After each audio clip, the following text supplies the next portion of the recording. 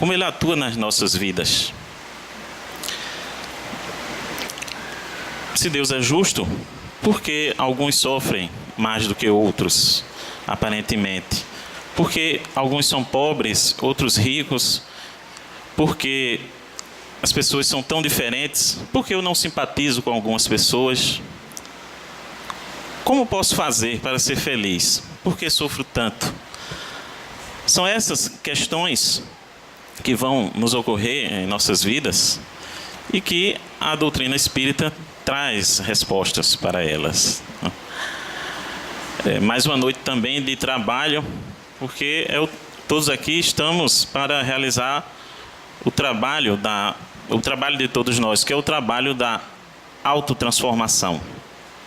Mudar, né, nossos pensamentos, nossas atitudes.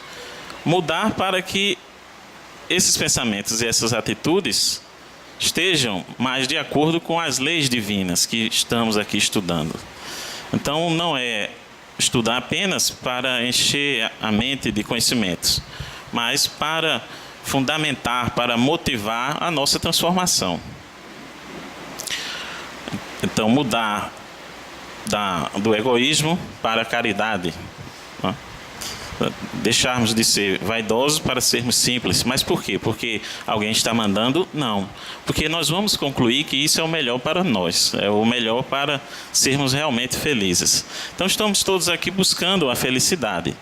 E nós vamos encontrá-la compreendendo as leis divinas e mudando as nossas atitudes para ficar mais de acordo com essas leis divinas. A gente pode comparar a nossa trajetória como a de um nadador. Se você nada a favor da corrente, e a corrente são as leis divinas. Se você nada a favor da corrente, nada mais rápido, avança mais rápido e não se cansa. Mas se resolve nadar contrário à corrente, aí vai se cansar, aí vai ser muito mais difícil. Então, se resolvemos seguir de acordo com as leis divinas e fazer o bem, estamos nadando a favor da corrente. Se decidimos fazer o mal, nadamos contra. Até que um dia nós cansamos e nos deixamos levar por essa corrente. Então, de certa forma, todos aqui, nós estamos cansados de nadar contra a corrente e estamos tentando aprender a nadar a favor da corrente, aprendendo a fazer o bem. Também mais uma noite de trabalho, por conta disso, dessa necessidade de mudar, de trabalhar para a nossa transformação. E por que não dizer, também mais uma noite de confraternização. Porque confraternização não é necessário que isso aconteça no final do ano. Nós podemos confraternizar todo dia.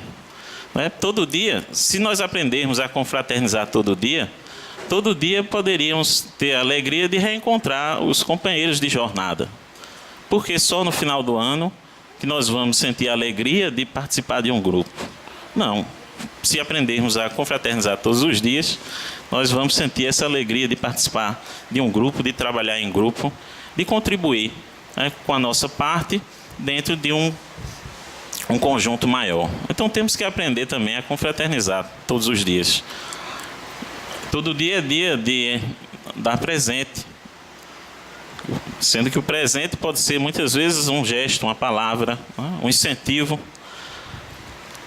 Muitas vezes um gesto, uma palavra, um incentivo traz muito mais alegria do que um presente que é dado às vezes só por tradição ou por obrigação. Então, nessa noite de estudo, de trabalho e de confraternização, nós vamos ter como tema do estudo, que vai ser conduzido por Linete, que chegará daqui a pouco, causa e efeito. Plantar e colher. Se você planta, se a semeadura é boa, a colheita é boa. Então, nós aprendemos isso com a doutrina espírita e ela vai discorrer sobre esse tema. E eu, Helder, vou conversar um pouco sobre algumas perguntas do Livro dos Espíritos. E Vanessa irá fazer a prece final. Então, nós estamos estudando o Livro dos Espíritos, que é um dos livros fundamentais da codificação espírita, e ele foi feito em formas de perguntas, e as perguntas que são objeto do estudo hoje se referem a transmigrações progressivas, ou seja, o fato de que o espírito progressivamente vai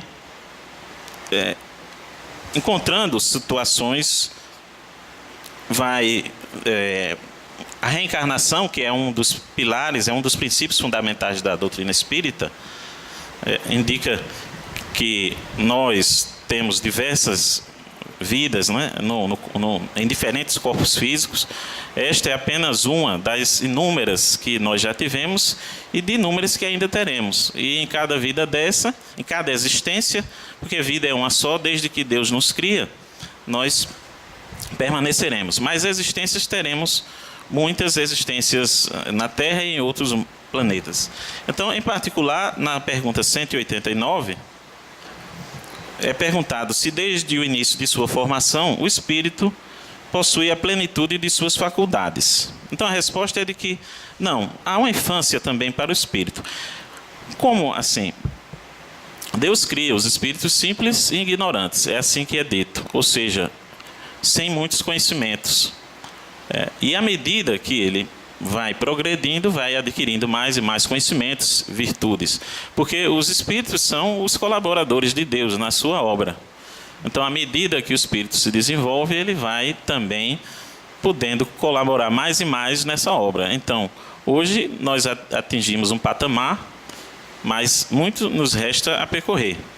Então, a infância do espírito, no caso, na fase humana, a gente pode pensar naqueles homens primitivos, não é? Quando há 20 mil anos atrás, 30 mil.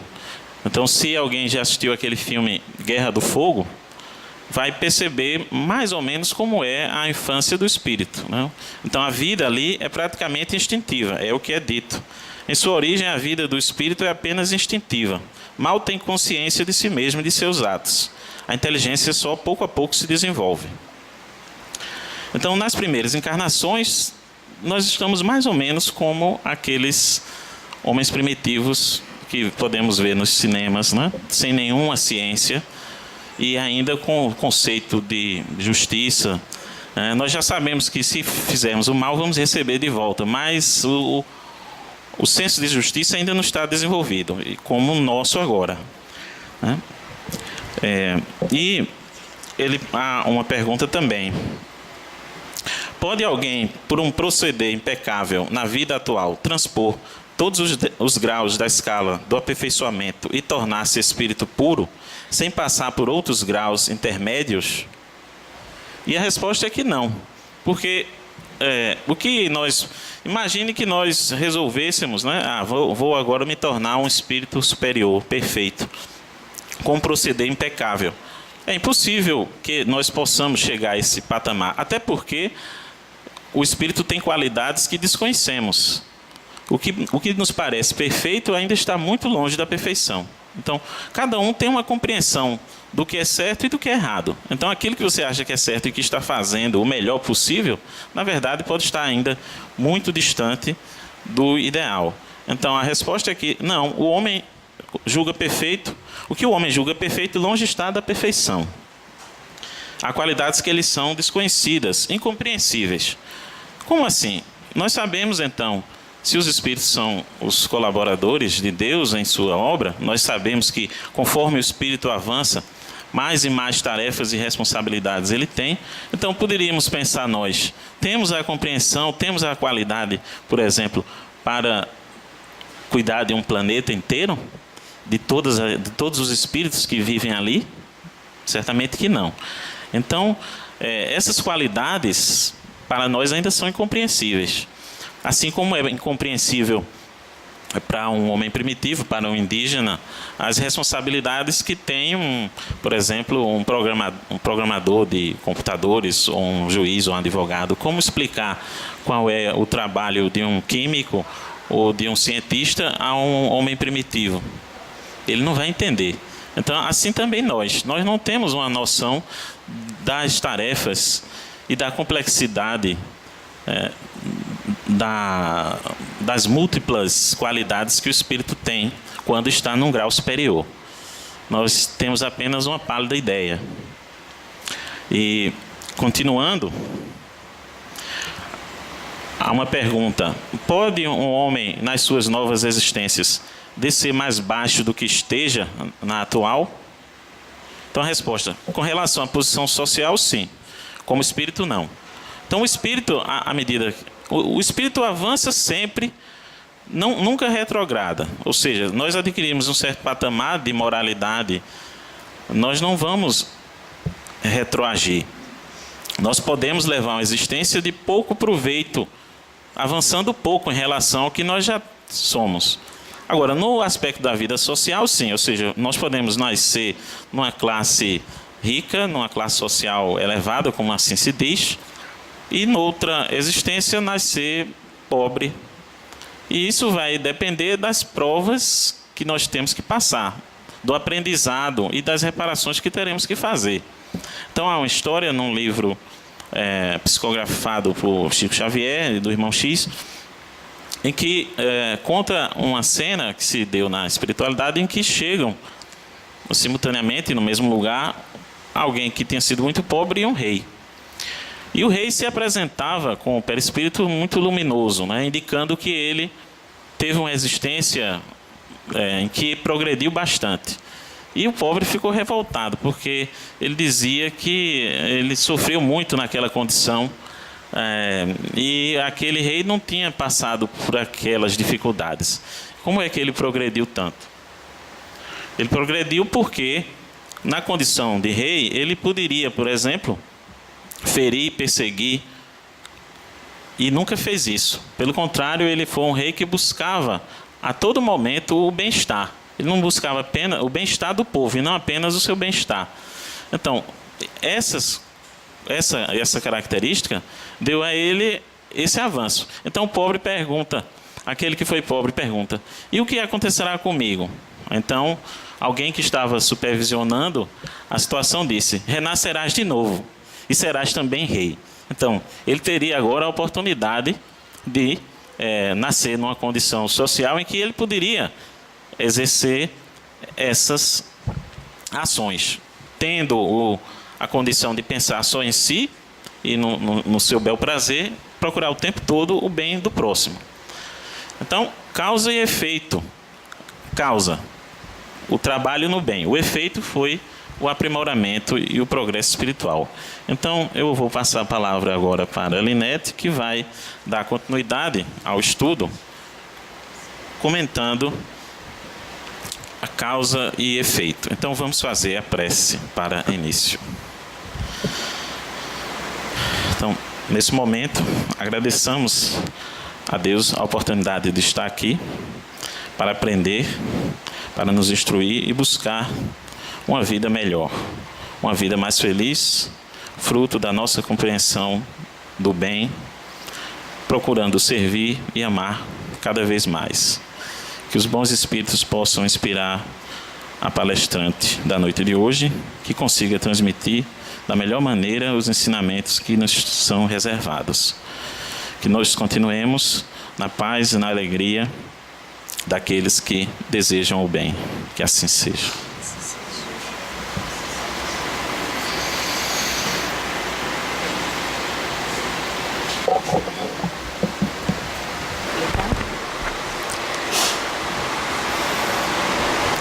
Boa noite a todos. E como é bom a gente hoje estar podendo estar aqui nesse exercício, que compete a cada mente e a cada coração nesse momento, de reflexões em cima dos estudos espirituais que aqui se fazem diante da doutrina dos espíritos. E hoje a gente vai falar de um tema que é muito próximo de cada um, porque cada um é um ser vivente e reencarnante, que é ação e reação. Lei natural, lei da vida. E que todos nós estamos submetidos, tenhamos consciência ou não. E aí, nós, enquanto espíritos, reencarnamos e temos a labuta, o trabalho de cada dia. E esse trabalho é muito solidário, no sentido de que nos ajuda a superar os nossos déficits espirituais.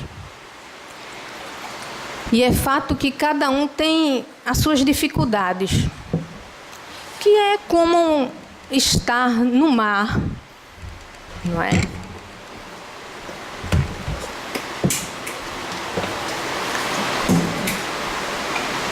Estar no mar e ter um objetivo de que se tem que fazer a travessia. E imagine, essa travessia em alto mar tem que ter uma orientação. Porque o mar é imenso e muitas são as facilidades de se perder nessa travessia. E olha que existem estrelas lá no céu a orientar. Existe uma lua, existe um pôr do sol, mas e um nascer do sol também. Mas a gente tem que fazer essa travessia. E cada um com seu barquinho, que é a vestimenta que a gente recebe ao reencarnar. E essa vestimenta é tão importante porque é através dela que iremos chegar ao nosso objetivo. Que objetivo é esse? Sermos melhores. Olha a nossa responsabilidade ao chegar aqui no planeta Terra, reencarnados nesse orbe, que é um orbe de estudo e de preparar espíritos diante das ações do passado, que são justamente as, vamos dizer assim, cada pegada que se deixou no passado. Pode ter sido boa ou pode ter sido ainda cheia de grandes falhas.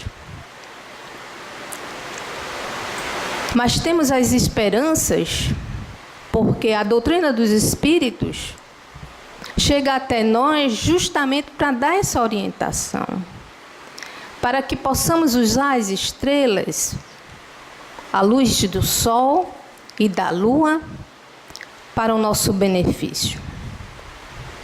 E olha que muito de nós tem a dificuldade de captar essa luz, para poder refleti-la. Porque essa luz é vida. Porque Deus é vida. E a vida é cheia de esperança, de amizade, de fraternidade, solidariedade, que é um reflexo da luz divina, que é de amor. Quando fugimos dessas características divinas e de vida, nós não somos felizes. E é por isso que muitos de nós chega a dizer, não sou feliz. Está havendo alguma coisa que eu não consigo ter felicidade. Em casa,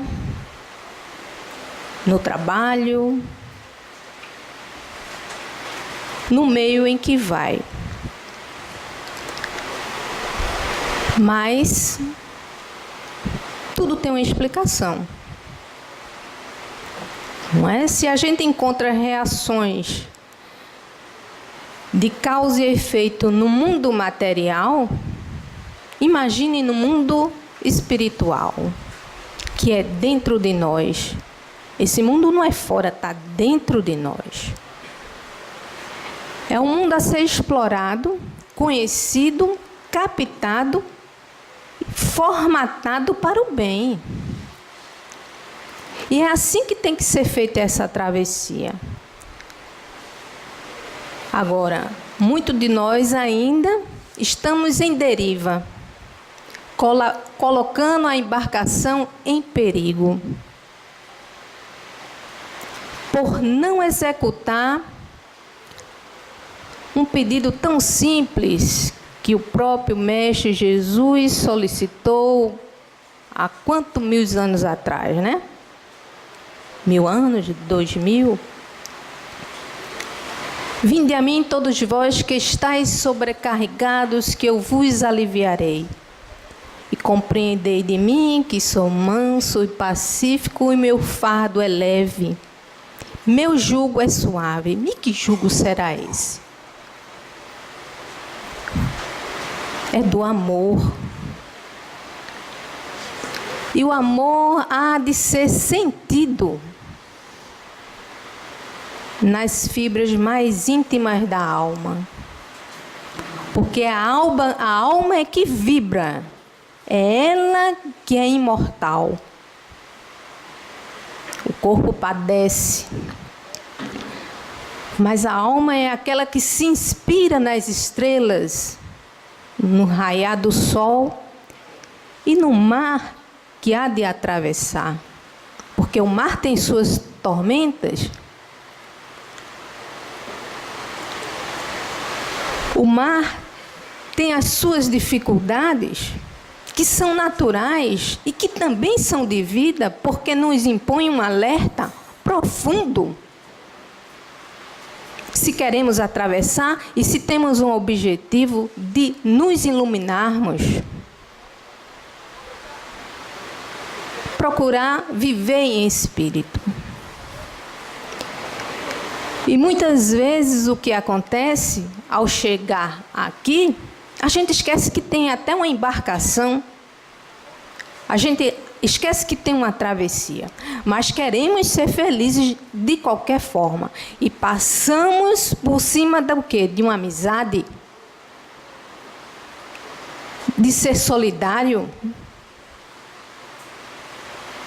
de ser honesto. Então, quando nos chega as dificuldades, a gente remete aos espíritos a nos ajudar. Ora, já podemos ser parceiros dos espíritos, criando luz própria. É uma parceria. Os espíritos têm notícia de nós aqui. E nós recebemos notícias deles lá. Eles vêm nos dizer o que não se deve fazer para não se machucar, para não sermos infelizes. E quais as notícias que nós estamos dando aos espíritos? Tem a notícia de cada um e tem a notícia coletiva de cada país. O que estamos a oferecer nessa parceria? Pedimos tanto? E o que estamos dando ao refletir essa luz que está nas nossas mãos? À medida que a gente vem a uma casa espírita, a gente vem iluminar as nossas consciências para um viver melhor. Um viver melhor junto daqueles que nos comprometemos e que vêm até nós pelas leis naturais da ação e reação. Imagine um indivíduo, diante das notícias que os espíritos nos trazem, André Luiz, no seu livro Ação e Reação, quando numa existência que era para se iluminar, a gente se compromete com o Pai, no campo afetivo de quem a gente escolhe e daqueles que rodeiam. Foi o caso de Adelino, espírita, mãe de uma pessoa que era evangelizada. E Adelino, ele começa a trabalhar na casa numa situação de ajuda, de humildade, e fazendo a sua parte que cabia. E ele não só ouvia os ensinamentos, mas praticava nas suas entranhas mais profundas da alma, ao ponto de ser parceiro já dos espíritos, a solicitar pelas chagas que ele carregava no seu corpo, que estourava constantemente. E isso não era nada fácil conviver. Adelino também era um representante comercial, mas de tanto ajudar a quem chegava, viúvas com filhos padecendo, doentes, ele dava a quantia necessária para a recuperação dessas criaturas. E os espíritos, vendo isso, chegavam até ele de uma maneira solicitando aos mensageiros daquela casa que trabalhavam ali para ajudá-lo de alguma maneira, porque ele era amor. E André Luiz fala que era uma situação tal que ele já sentia simpatia, não é? Queria ajudá-lo de alguma forma, pelo que ele já inalava, pelo que ele já reluzia em luz. Ao ponto de quando Adelino vai dar os passes, André Luiz e Silas colam nele, né? Nem o Silas, o Hilário, a ajudá-lo a transmitir os passes que aqueles que chegavam na casa iriam ter acesso. Mas aí André Luiz diz, mas que situação é essa? Um trabalhador dedicado, que faz a sua parte, que estuda, é humilde, é solícito, é amigo, é solidário e passa por situações tão difíceis. Ação e reação. E nesse estudo de caso se chama dívida amenizada. Então, Adelino tem uma dívida amenizada. Mas como é que é isso? Dívida amenizada, não é? Aí ele sai da casa espírita, depois dos trabalhos, não é? Que participava, né, no que podia, com muito amor e dedicação, e acompanham, né, Adelino até a casa. Aí chega lá e encontra na recepção sua mãe. E aí Silas, André e mais Hilário vão a um quarto mais adentro e vê uma menininha de cabelos loiros e mais ao lado 2 garotos de cor negra. E aí o Silas diz, essa aqui é a filha do Adelino. E esses 2 aqui são adotados do coração. E cadê a esposa de Adelino? Não está. Adelino não vivia com a esposa. E aí, nessa situação, Silas remete ao passado. 2 séculos atrás, nasce uma criança através de uma negra que morre ao dar à luz. E esse pai é o dono da fazenda, que era solteiro, não tinha casado, mas abusava das escravas como bem queria sexualmente. E os próprios filhos natos aqueles que ele não queria ouvir, os choros, ele dava, vendia. Mas só que esse menino nascido é diferente. É diferente porque aquele pai sente algo por essa criança. Esse sentir algo é amor, simpatia, ao ponto de, em todo lugar, estavam os dois, pai e filho. Martim Gaspar, pai, Gaspar, filho. E eles trocavam os sentimentos de amizade profundos.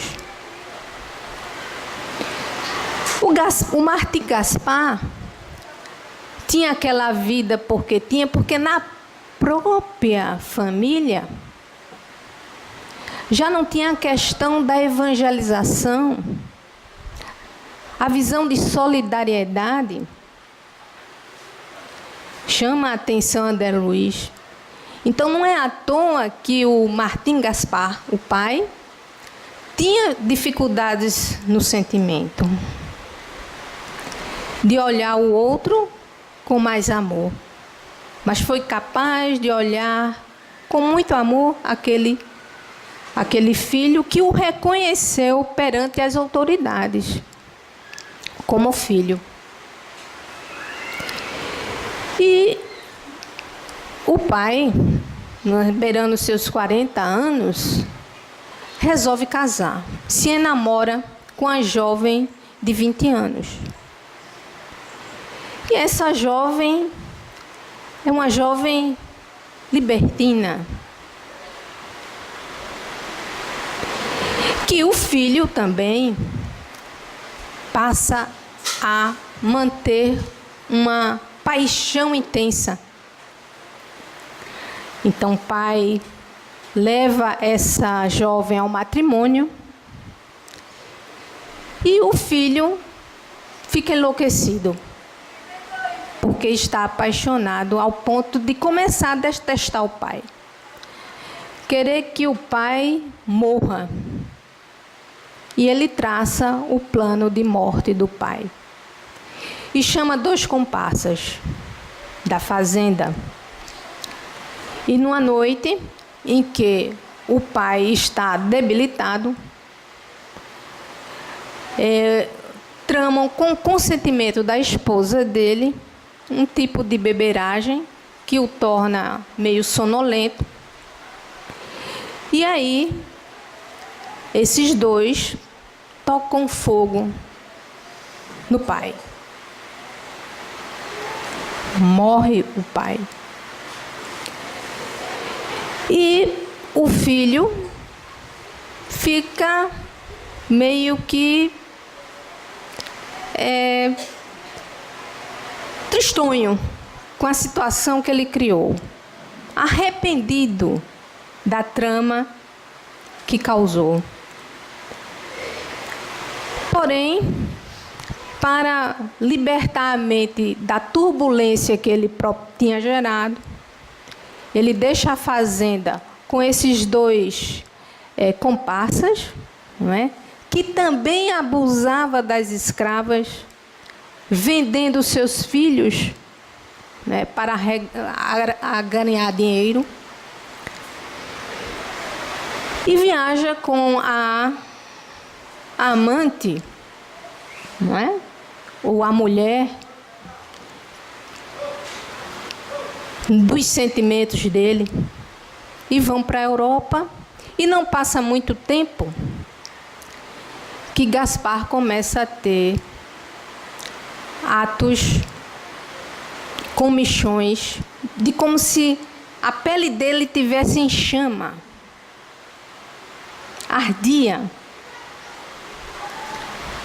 Pois logo quando o pai desencarna, naquela situação cola no filho de uma forma avassaladora,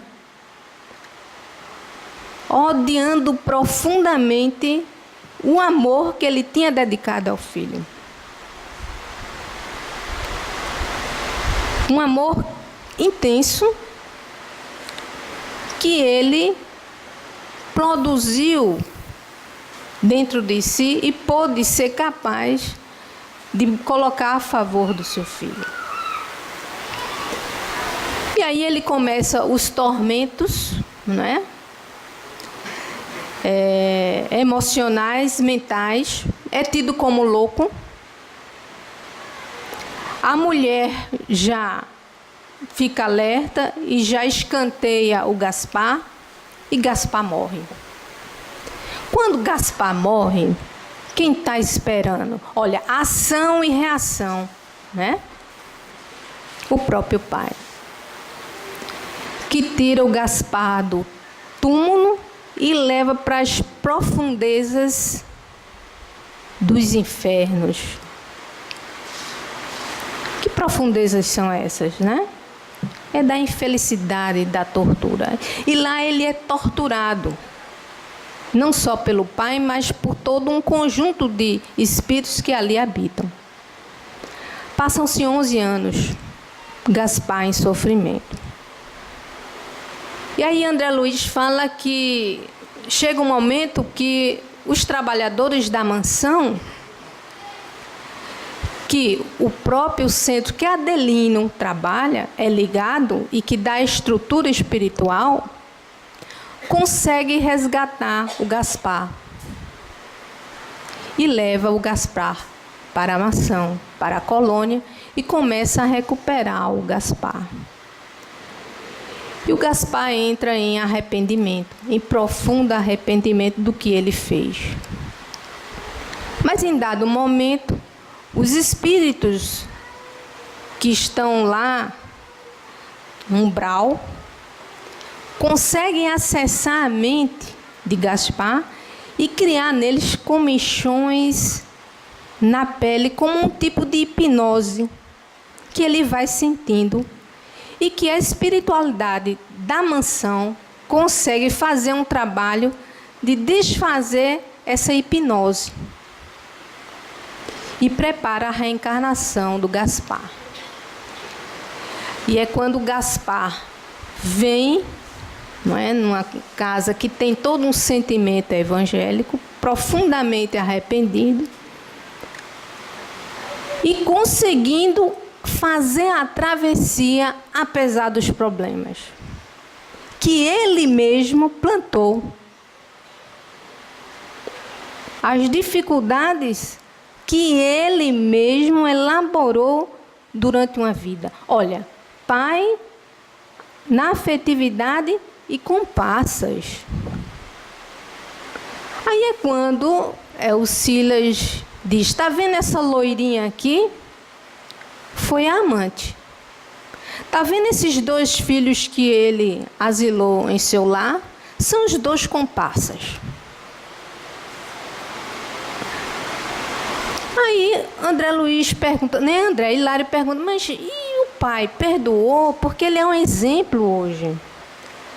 Não só o pai perdoou, vendo as atitudes, né, do Adelino, como também espíritos outros que o perseguiam começaram a baixar a bandeira de perseguição e se modificando perante a ação diária e mental de trabalho em assistência, em dedicação do Adelino. Aí chama-se dívida, não é? Que vai sendo aliviada. Então, nessa travessia, o mar diminui as suas tormentas. Mesmo porque Adelino faz parceria com os espíritos da mansão e tantos outros que participam dos trabalhos da casa. Então ele não só pede, ele também dá. Ele realiza em prol dos humildes, dos necessitados, dos que sofrem. Dívida aliviada. E o pai de Gaspar, né? Martim Gaspar, nessa noite, da visita, que o próprio Druso desce, traz o espírito que vai reencarnar, não é?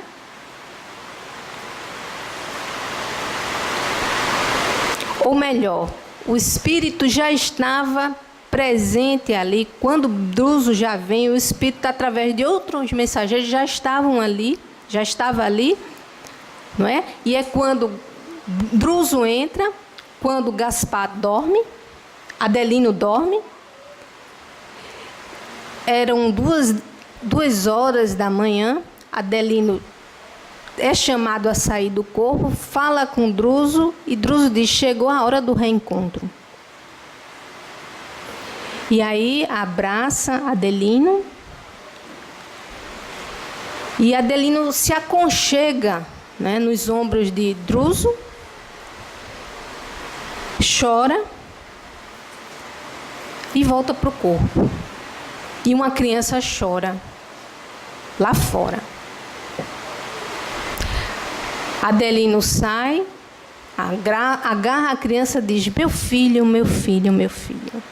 Quer dizer, o pai Gaspar, né? Martim Gaspar está ali reencarnado. Essas são as leis que todos nós estamos sujeitos. Lei da vida, em que assumimos nossos compromissos diários ao nos relacionarmos com as criaturas. Veja, uma existência e vários comprometimentos, um modo de pensar. E muitas vezes, se a gente tiver uma orientação dentro do lar, aquele espírito reencarnante que está chegando no orbe planetário para fazer essa travessia, se ele já consegue enxergar as estrelas, a luz que lhe chega, e poder perceber nas entranhas da sua alma a confiança de ser cuidado pela vida, que é uma vida de amor e é divina. Então começa a traçar rumos mais firmes, mais poderosos e libertadores para a sua própria felicidade.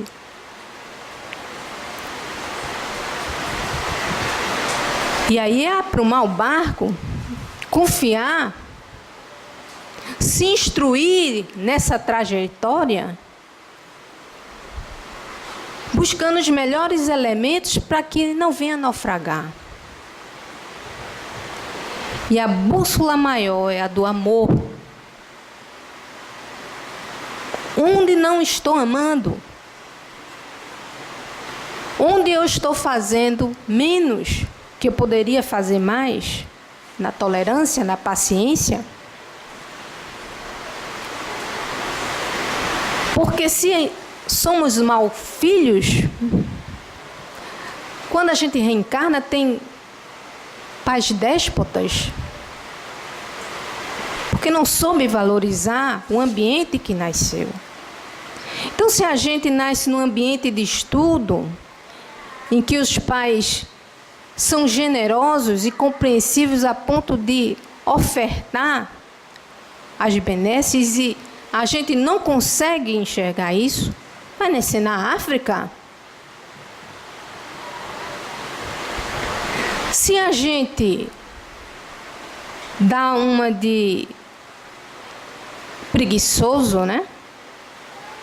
Não aproveitando as oportunidades que a vida dá e sempre fazendo aquela manha, deixa para depois, não é? Pode nascer sem as pernas, sem as mãos, sem um movimento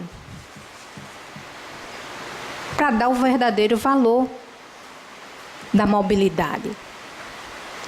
Porque não diz, né? É a dor que sacode, que fomenta, é o fogo, né? Começa a arder e a gente começa a se acender para o alto. Então, muitas vezes a gente chega numa casa espírita é que levou um caminhão quando pega de frente assim, né? E dá aquela rebordosa e balança para um lado, balança para o outro. E depois desse atropelamento, tem que se tomar uma atitude. Aí é quando se vai pensar que existe uma força superior. Não é nem um Deus, né? Existe algo que não é possível. Aí se vai parar na Igreja Católica. E tantos outros meios do esclarecimento, que todos eles são louváveis. Mas, por uma questão de compreensão, vibração e entendimento, nos que reencarnam hoje, chegam à casa espírita. Até porque muitos de nós já têm uma sensibilidade, uma percepção, uma orientação natural antes de reencarnar. E não é à toa que chegamos à casa espírita. E aí a gente começa a se situar. Ver que os nossos problemas não é a mãe, não é a mulher, não são os colegas. Somos nós que chamamos com as nossas pegadas, boas ou não boas, enegrecidas, que é como se fosse um perfume que a gente deixa. Que conseguimos ser reconhecidos, porque já exalamos algo que é percebido pelos desencarnados e pelos encarnados também. E aí a gente tem que assumir as nossas responsabilidades. Diante de cada turbulência, é ser o capitão do leme. Não abandonar o barco, porque em muita dificuldade, muitos abandonam o barco. O barco sagrado da vida. Para reencontrar a vida.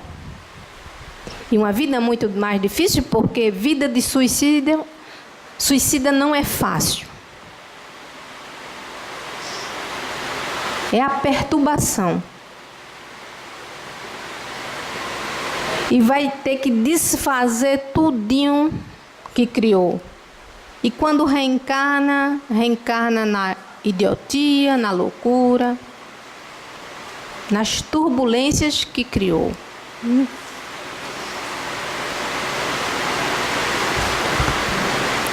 É fácil viver? É fácil. Agora, vamos procurar a nossa orientação. Com o leme na mão, buscando um roteiro sincero para a alma imortal. Buscando a renovação que nos faz semelhantes a Deus. Deus em nós. Isso que temos que perceber. Deus em nós, luz. E percebendo também que Deus está fora de nós. Então a gente não deve projetar no outro, não é? Que é um irmão, é um semelhante. O que a gente não quer para a gente. Porque Deus também está em nós. Deus é unidade. É unidade, não é repartição.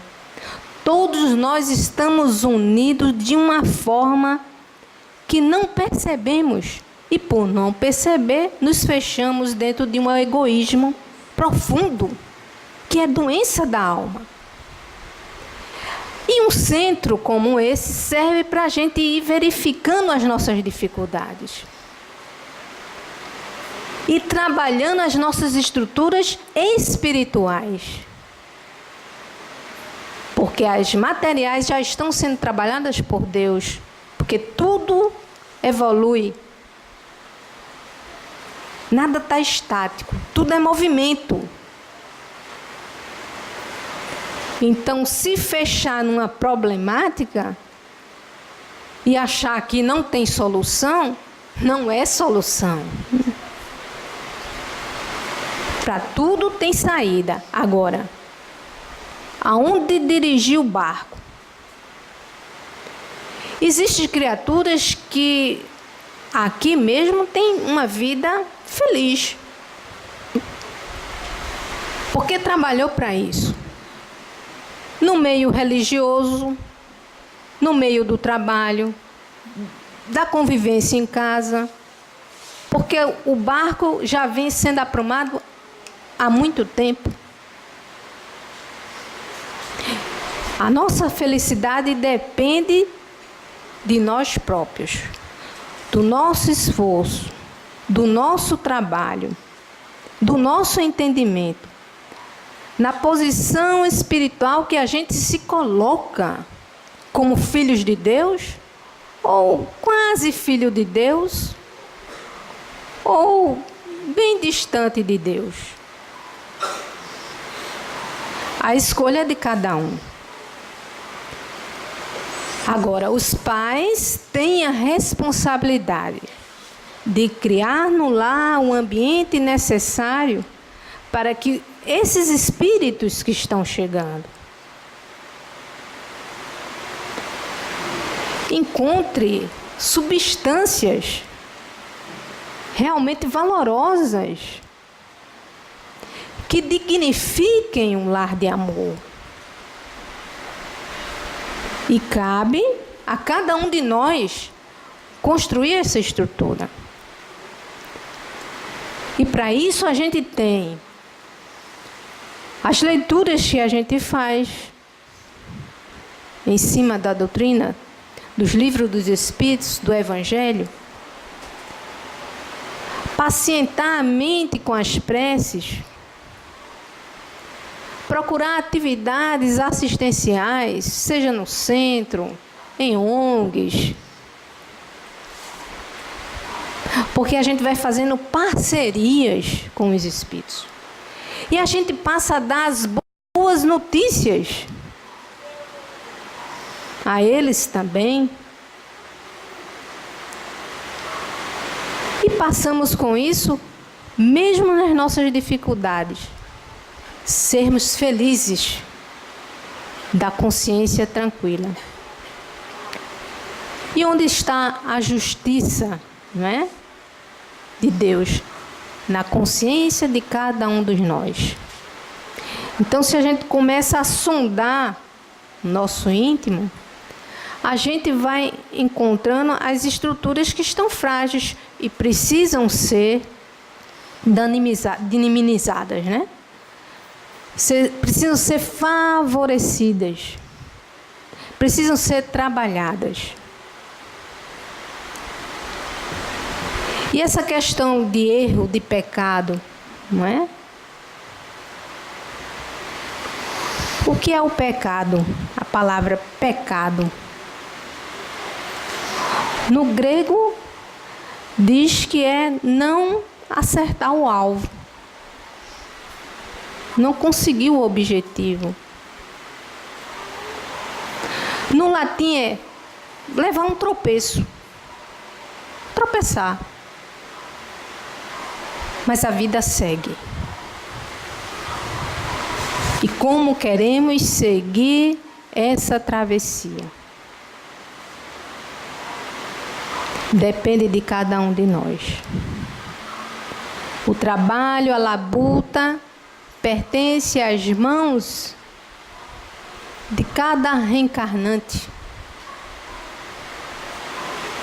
E a gente tem que fazer elas já brilharem.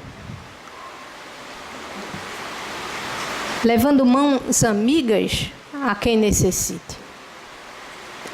Estendendo a mão com carinho, com confiança, de que ninguém está desamparado. Ninguém está desamparado. Porque o ritmo da vida segue. Temos mundos a conquistar. Mas temos que nos qualificar para isso. Porque mundos felizes existem. Mas estamos qualificados a pertencê-los? Tem mundos que é só amor, não tem desemprego, não tem fome, hospital nem existe, porque não existe doentes. E são as notícias que chegam de lá.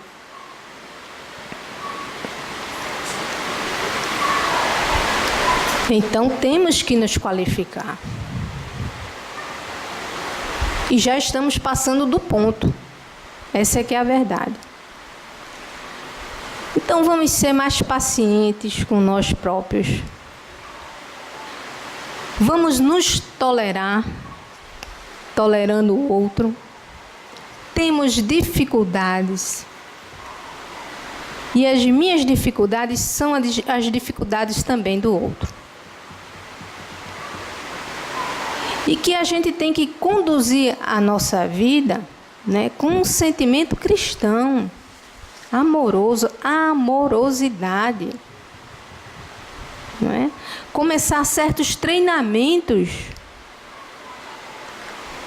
valorizando o outro.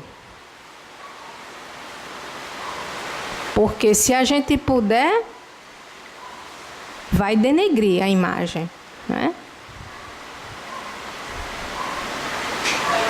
Mas a nossa estrutura é outra, é mental, é de espírito que já se conhece, já se sabe, imortal e que está passando por aqui.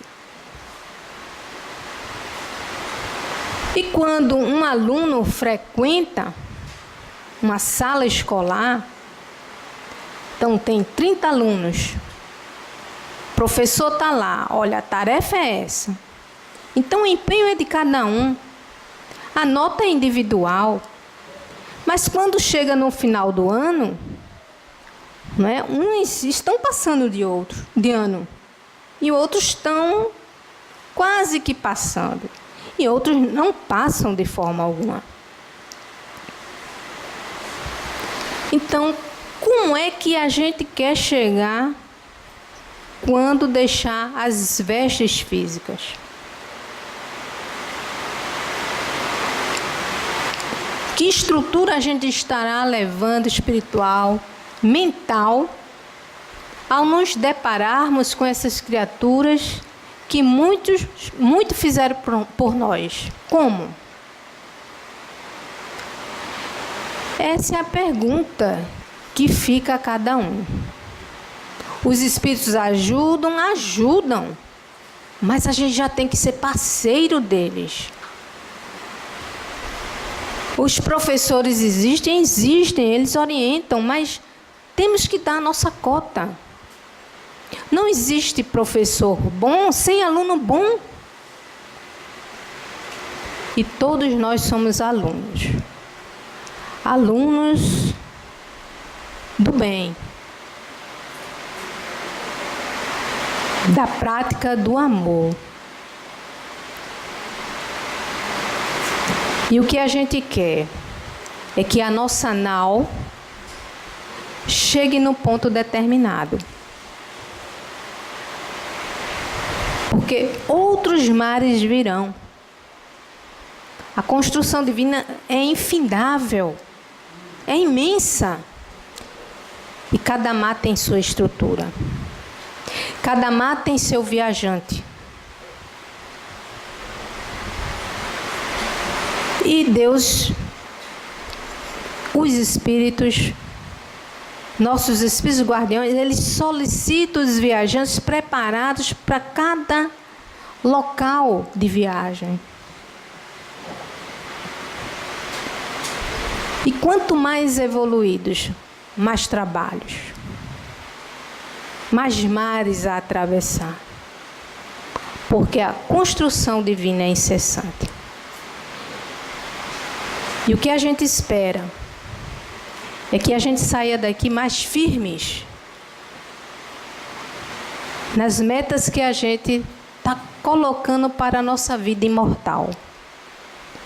E como um bom estudante, poder fazer a sua parte, para que os espíritos possam ser os bons parceiros diários, constantes em nossas vidas, em nome de Deus e do Mestre Jesus Cristo. Fiquem em paz.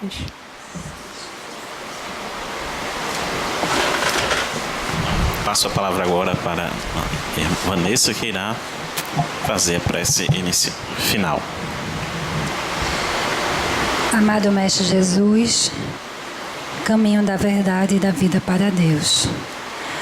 Agradecemos por mais esta oportunidade de estudo, de aprendizado e de reflexão. Que cada um saia hoje daqui mais fortalecido na prática do bem e do amor ao próximo. E assim, a cada dia, possamos nos tornar pessoas melhores. Assim, Mestre, continua nos abençoando, nos iluminando, hoje e agora e para todo sempre. Assim seja. Então, finalizamos agora a reunião, pedindo licença à espiritualidade para finalizar a reunião e desejando a todos progresso e paz. Assim seja.